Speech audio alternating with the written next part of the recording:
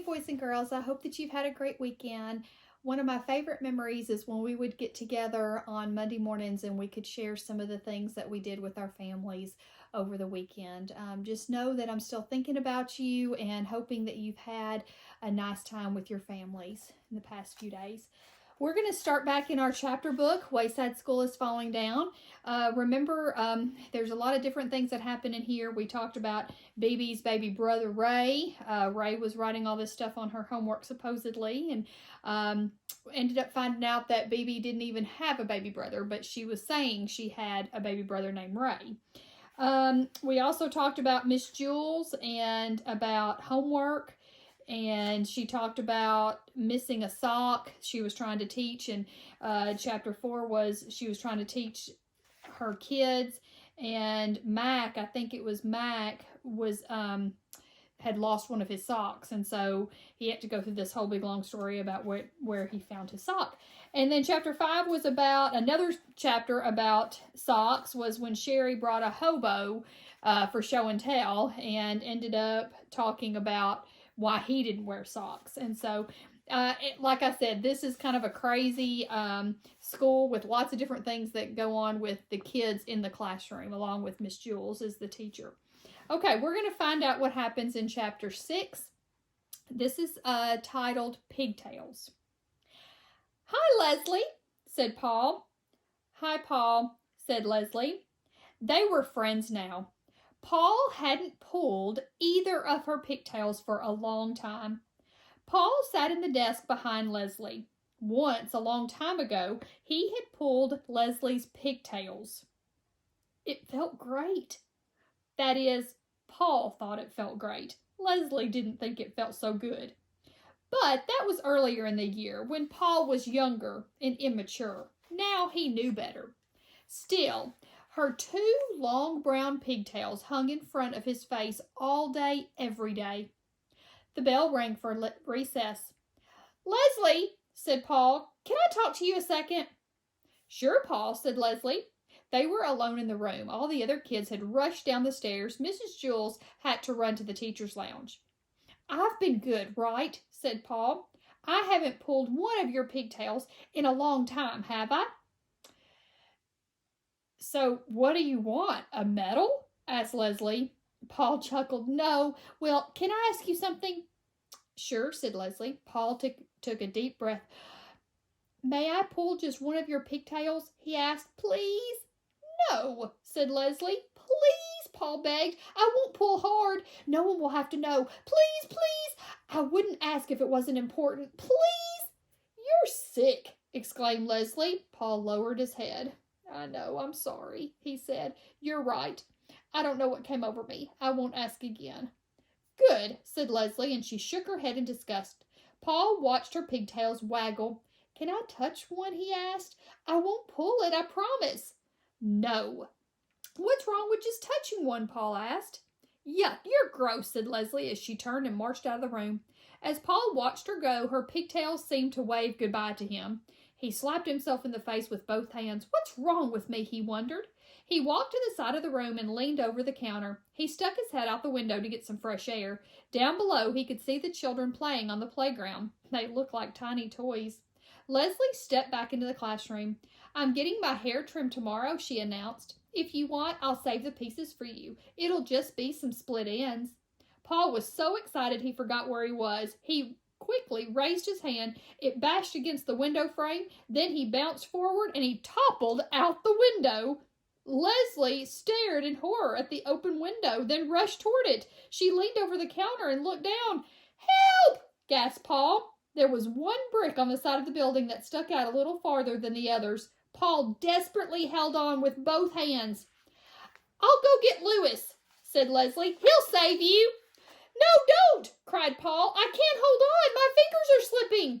Leslie reached down for him. Try to grab my hand, she said. Paul made a grab for it, but he missed. Then he quickly clutched the brick. I can't. Help, I'm scared. Just don't look down, says Leslie. She tried to stay calm. She pulled her head back through the window. Where are you going? Cried Paul. Help, don't leave me. Leslie looked around Mrs. Jules' room for a rope or an extension cord or something that Paul could grab a hold on, but she couldn't find anything. She returned to the window and sighed, then leaned back out, her head back out the window. Her hands tightly gripped the edge of the counter as she looked up to the sky. "Grab my pigtails," she said, and then winced. A big smile came across Paul's face. "Really?" he asked. "Just do it," said Leslie. The pigtails hung about a foot above Paul's head. He let go of the brick with his right hand and grabbed her right pigtail. "Yow!" Leslie yelped. He grabbed her left pigtail with his left hand. "Wah!" she screamed. "Okay, pull me in," said Paul. His legs dangled beneath him. Leslie's eyes watered in pain as she tried to step away from the window. "I can't," she groaned. "You're too heavy." Paul swung his legs up against the side of the building. "Try now." Leslie groaned, then took a small step away from the window as Paul took a small step up the wall. Then they each took another small step. At last, Paul managed to get one foot on top of the brick that jutted out. Leslie pulled her head inside the window as she took another step. Paul let go of one pigtail and grabbed the window sill. Leslie took another step, pulling Paul the rest of the way through. They both collapsed on the floor, tired and sore. "Oh, my head hurts," said Leslie. "Wow, you saved my life," said Paul. "Well, don't worry. Someday I'll save yours." "You don't have to," said Leslie. "Just don't pull my pigtails anymore." "I won't," said Paul. Suddenly he laughed. "What's so funny?" asked Leslie. "This time, your pigtails pulled me." Chapter 7, Freedom. Myron crumbled a cracker on the windowsill next to his desk and then looked away. He knew Oddly came when no one was looking. A little while later, a bird landed on the windowsill and ate the crumbs. Myron watched him out of the corner of his eye. He was a black bird with a pink breast. Myron had named him Oddly. Myron named him Oddly. "Is that your dumb bird again?" asked Kathy. "No," said Myron. "Oddly is not my bird. I don't own him. He doesn't live in a cage. Oddly is free." You're a bird brain," said Kathy. Myron watched Oddly fly away. It made him sad and glad at the same time. He wished he could fly away across the sky with Oddly. "Oddly thinks I probably live in a cage," he realized. "Whenever he sees me, I'm sitting in the same desk. He probably thinks this desk is my cage." So Myron got out of his chair and sat on the floor. "Myron, what are you doing out of your seat?" asked Mrs. Jules. "I want to sit on the floor," said Myron. Several kids laughed. "Get back in your seat," ordered Mrs. Jules. Myron reluctantly returned to his desk. "I do live in a cage," he thought. "I'm not allowed out. I have to stay in my cage until the bell rings. Then I have to go down the stairs. Then, when it rings again, I have to go back up the stairs. Then, when it rings again, I have to go back down the stairs. Then, when it rings again, I have to go back up the stairs. I'm never free." The bell rang. Myron went down the stairs. It was so crowded with kids rushing to recess that he couldn't stop if he wanted. It was as if someone had lifted his cage and was carrying him down the stairs. The bell rang again. Myron went up the stairs. At lunch, the bell rang again, and Myron went down the stairs. After lunch, the bell rang again. Myron stood at the bottom of the staircase and looked up.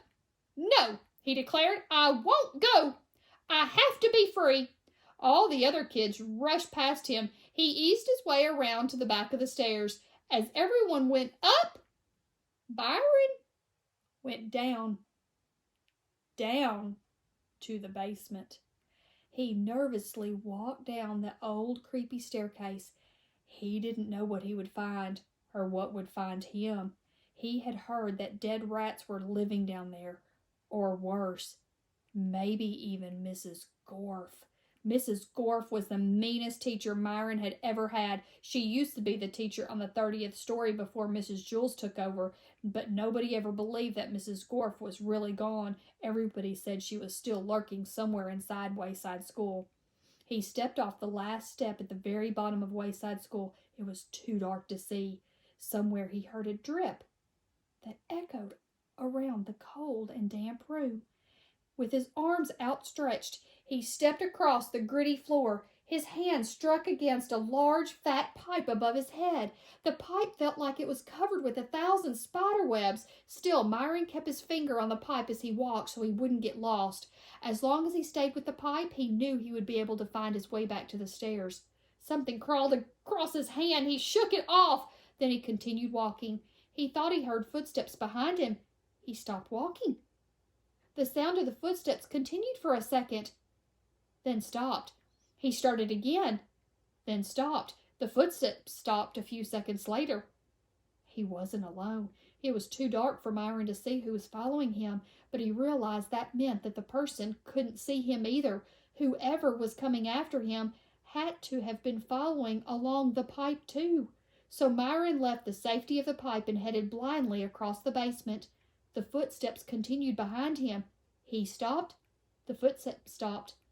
He bent down and then untied and took off his right sneaker. He threw it across the other side of the basement. He heard it hit the floor. Then the footsteps started after it. Very quietly, he took off his other sneaker and threw it in the same direction. He never heard that sneaker hit the ground. The footsteps started after him again. He started to run, but he slipped in his sock feet on a spot of slime. His hands hit loud as hard as he fell on the cold floor. The footsteps came hurriedly toward him. He held his breath and he tried to be as quiet as possible. A light turned on above his head. He screamed. "I believe this is yours," said a bald man. He was holding Myron's left sneaker. Next to him were two other men with black mustaches. One of them held a black case.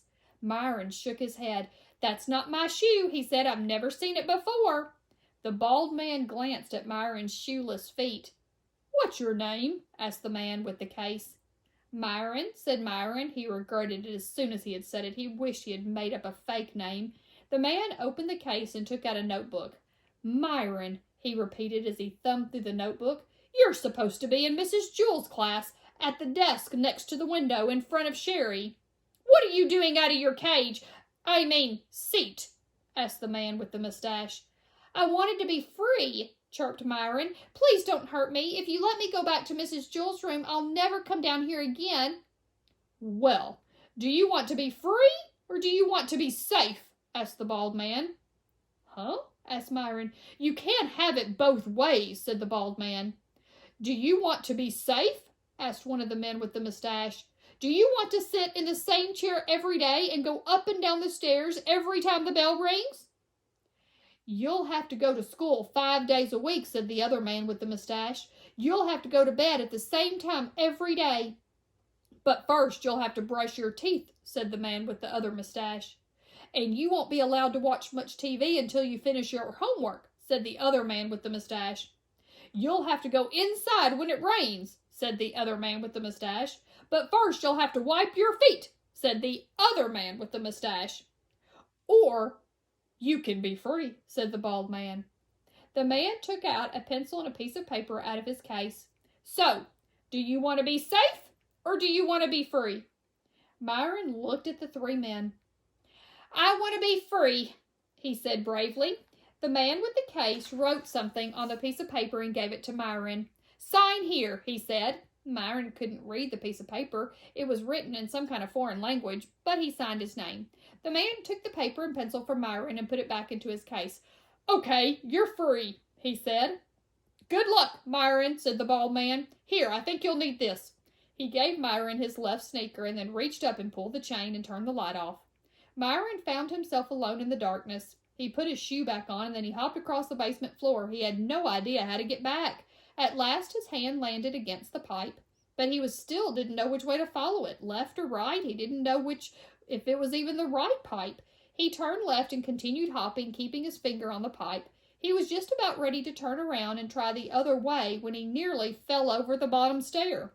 He hopped up the stairs and continued hopping all the way up to Mrs. Jewell's room. He was tired, sore, and dirty. "You're late, Myron," said Mrs. Jewell. "Go write your name under discipline, and then return to your seat for your math test." But Myron didn't feel like taking a math test, and he definitely didn't want to write his name on the board, so he sat on the floor, and there was nothing Mrs. Jewell could do about it. He was free. After school, Mrs. Jules found Myron's other sneaker in the teacher's lounge in the refrigerator. Chapter 8, The Best Part. Todd brought a toy to school. It was a cute, adorable puppy dog. Everybody who saw it said, "Aw, aw," said Jenny. "He has such a sweet face." "Aw," said Stephen. "Look at her darling eyes." "Aw," said Dee Dee. "Isn't he the cutest puppy you've ever seen?" "Aw," said Calvin. "Isn't she adorable?" Joy sat at the desk behind Todd. Big deal, she thought. It's just a hunk of plastic that happens to look like a dog. But even though Joy didn't like Todd's toy, she decided to steal it. "Wait," said Todd. "Let me show you the best part." Before he could show them the best part, Mrs. Jules rang her cowbell. "Take your seats," she commanded. "The bell has rung." All the children returned to their desks. "Todd, go write your name on the blackboard." Todd was the only one who had been in his seat, yet he was the one who got in trouble. That was typical. Mrs. Jules had a system. The first time someone got in trouble, he had to write his name on the blackboard under the word discipline. The second time he got in trouble, he had to put a check mark next to his name. And if he got in trouble a third time, he had to circle his name and then go home on the bus early at 12 o'clock on the kindergarten bus. Todd went home on the kindergarten bus every day. Some of the other kids thought he was lucky, but he wished just once he could make it to 12 o'clock without getting into trouble 3 times. He walked to the front of the room and wrote his name on the blackboard under the word discipline. When Todd was at the board, Joy reached over her desk and into Todd's. She felt around for the toy, but as she tried to lift it out, it caught on something and dropped to the floor. Todd returned to his seat. "Todd, is this your toy on the floor?" asked Mrs. Jules. "Hey, how'd it get there?" "You know the rules, Todd," said Mrs. Jules. "Toys must be kept inside your desk, or else I take them. Now, bring it here." Todd gave his toy to Mrs. Jules. "Oh, how precious," cooed Mrs. Jules. "He's the most lovable puppy I've ever seen." And she kissed Todd's plastic puppy on its plastic nose. "I guess I can let you off this time," she said, "but try to keep him in your desk." And she kissed Todd's toy again and then handed it back to him. "You can erase your name from the board, too." Todd could hardly believe it. For the first time ever, he erased his name from the board. As he headed back to his seat, Mrs. Jules said, "Here, take a Tootsie Roll Pop, too, for the sweet puppy." Todd was amazed. So was Joy. Now more than ever, she wanted that toy. Out at recess, everyone wanted to see Todd's toy. "It's magic," said Bebe. "It keeps you from getting into trouble." "No, Mrs. Jules is just a nice teacher," said Todd. "Here, let me show you the best part." He grabbed hold of the dog's tail and turned it like a crank. Suddenly, the cute floppy ears stood straight up, the mouth open wide, and teeth grew into sharp fangs. "Wow," breathed Dee Dee. Todd wasn't finished. He pulled the dog's nose and stretched out its face. The cheeks became thin and bony. The eyes were no longer sweet, but grim and frightening. "What a great toy," said Calvin. The cute little puppy had turned into a mean, hungry, man-eating wolf. "I still haven't shown you the best part," said Todd. But before he could show them the best part, the bell rang and everybody ran up the stairs to class. "I've got to get that puppy dog," thought Joy as she stared at the back of Todd's neck. "Then I'll never get in trouble again." She didn't know Todd's toy had changed into a man-eating wolf. Her lunchbox was on her lap. She quietly opened it and took out a carton of cranberry juice in a tiny straw. She stuck the straw into the carton and sucked some juice out. She waited for Mrs. Jules to turn around, then blew the juice out of the straw, and it splattered against Todd's neck. He slapped the back of his neck with his hand. Joy laughed to herself. She sucked up some more juice and carefully took aim and fired. Todd turned around, but Joy had already had the straw out of her mouth and was looking down at her book. Todd rubbed the back of his neck and faced front. Joy sucked up more juice and blew it onto Todd's neck. "Hey!" he shouted, turning around. "Leave me alone, Todd. I'm trying to work," said Joy. "Todd, what's the matter with you?" asked Mrs. Jules. "I try to be nice, but you just take advantage. Now go write your name on the blackboard." Todd walked to the front of the room. He still thought Mrs. Jules was the nicest teacher in the world. He looked up at the clock. It was almost 11. "I might just make it today," he thought. "I might just make it." He started to write his name, when he heard a loud scream. He turned around and saw Joy jumping up and down and waving her hand in the air. His toy was biting her pinky and she couldn't shake it off. "Help!" screamed Joy as she hopped around the room. "Todd, how do I get it off? Todd, please!" Todd smiled. "There," he said. "That's the best part." Okay, we're going to stop right there. And like I said, these chapters, they're kind of crazy and they kind of go with different thoughts and different little events and stories that happen with each of the children in the class. And so chapter 9, we're going to be going to the cafeteria, and the title of our chapter 9 is called Mush. So that will be kind of interesting for us to be reading. So I hope you're enjoying this read aloud, and just know that I'm thinking about you all the time. Bye, boys and girls.